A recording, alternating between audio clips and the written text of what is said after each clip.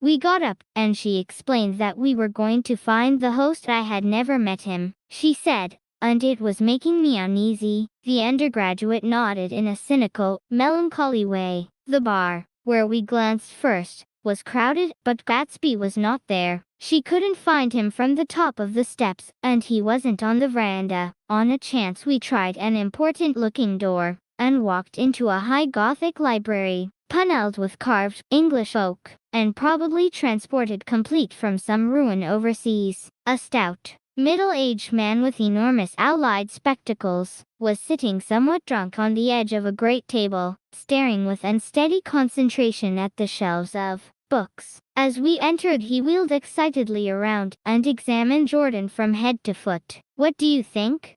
he demanded impetuously. "About what?" He waved his hand toward the bookshelves. "About that. As a matter of fact, you needn't bother to ascertain." I ascertained. "They're real, the books?"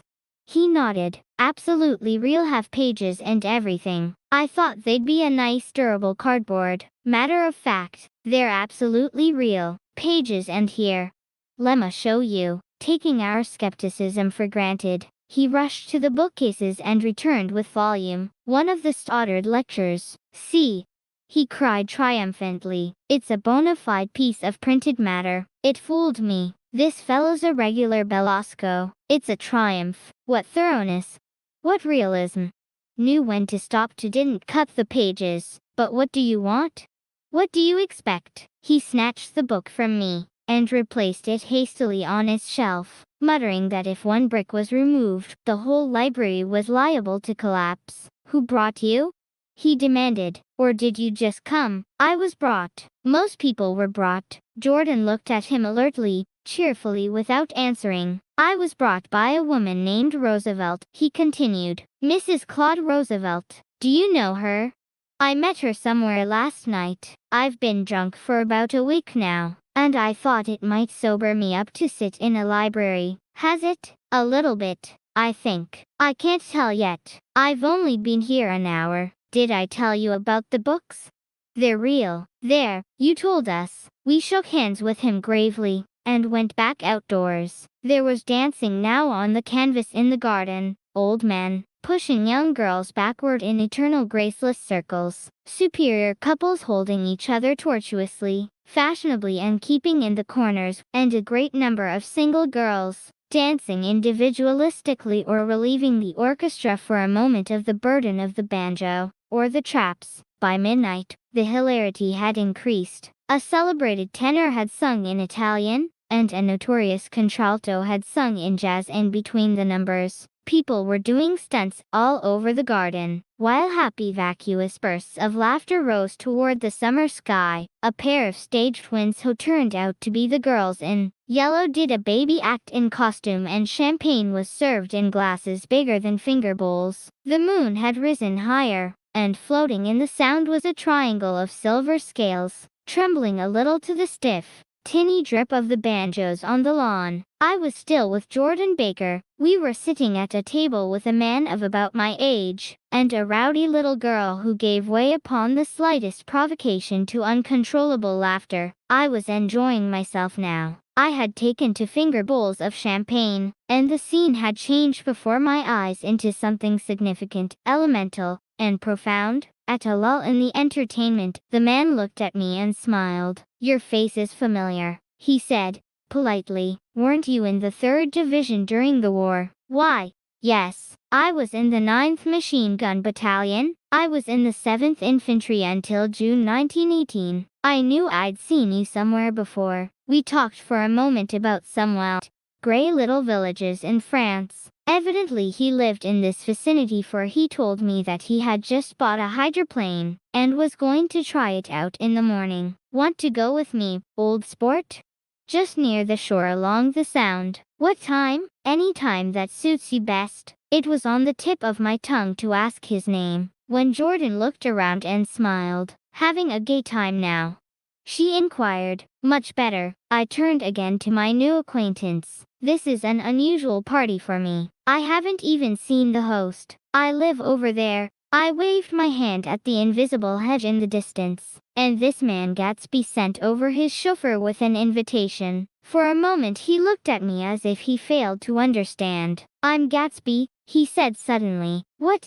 I exclaimed. "Oh, I beg your pardon. I thought you knew. Old sport. I'm afraid I'm not a very good host." He smiled understandingly, much more than understandingly. It was one of those rare smiles with a quality of eternal reassurance in it that you may come across 4 or 5 times in life. It faced or seemed to face the whole external world for an instant, and then concentrated on you with an irresistible prejudice in your favor. It understood you just so far as you wanted to be understood, believed in you, as you would like to believe in yourself, and assured you that it had precisely the impression of you that, at your best, you hoped to convey. Precisely at that point, it vanished, and I was looking at an elegant young roughneck, a year or two over 30, whose elaborate formality of speech just missed being absurd. Sometime before he introduced himself, I'd got a strong impression that he was picking his words with care. Almost at the moment when Mr. Gatsby identified himself a butler, hurried toward him with the information that Chicago was calling him on the wire, he excused himself with a small bow that included each of us in turn. "If you want anything, just ask for it,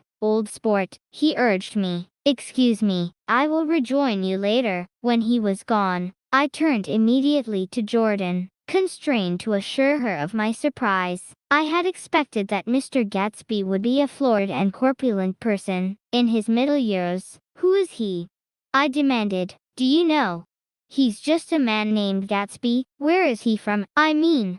And what does he do?" "Now you're started on the subject," she answered with a wan smile. "Well, he told me once he was an Oxford man." A dim background started to take shape behind him, but at her next remark it faded away. "However, I don't believe it." "Why not?" "I don't know," she insisted. "I just don't think he went there." Something in her tone reminded me of the other girls. "I think he killed a man," and had the effect of stimulating my curiosity. I would have accepted without question the information that Gatsby sprang from the swamps of Louisiana, or from the lower east side of New York. That was comprehensible, but young men didn't, at least in my provincial inexperience. I believed they didn't drift coolly out of nowhere and buy a palace on Long Island Sound. "Anyhow, he gives large parties," said Jordan, changing the subject with an urbane distaste for the concrete. "And I like large parties. They're so intimate. At small parties there isn't any privacy." There was the boom of a bass drum, and the voice of the orchestra leader rang out suddenly above the echolalia of the garden. "Ladies and gentlemen,"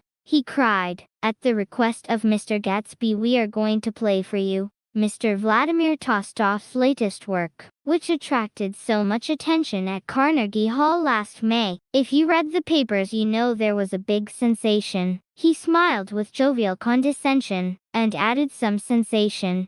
Whereupon everybody laughed. "The piece is known," he concluded, lustily, as Vladimir Tolstoy's History of the World. The nature of Mr. Tolstoy's composition eluded me, because just as it began, my eyes fell on Gatsby, standing alone on the marble steps and looking from one group to another with approving eyes. His tan skin was drawn attractively tight on his face, and his short hair looked as though it were trimmed every day. I could see nothing sinister about him. I wondered if the fact that he was not drinking helped to set him off from his guests, for it seemed to me that he grew more correct as the fraternal hilarity increased. When the jazz history of the world was over, girls were putting their heads on men's shoulders in a puppyish, convivial way. Girls were swooning backward playfully into men's arms, even into groups, knowing that someone would arrest their falls, but no one swooned backward on Gatsby, and no French bob touched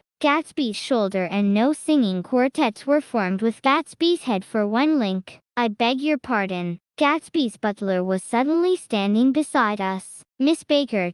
he inquired. "I beg your pardon, but Mr. Gatsby would like to speak to you alone." "With me?"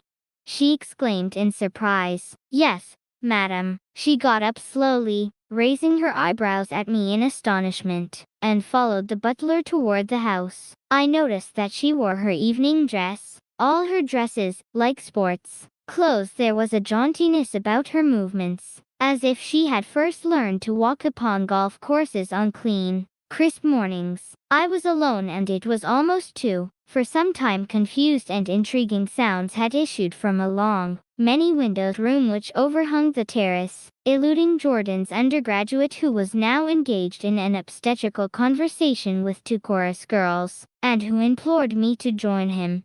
I went inside.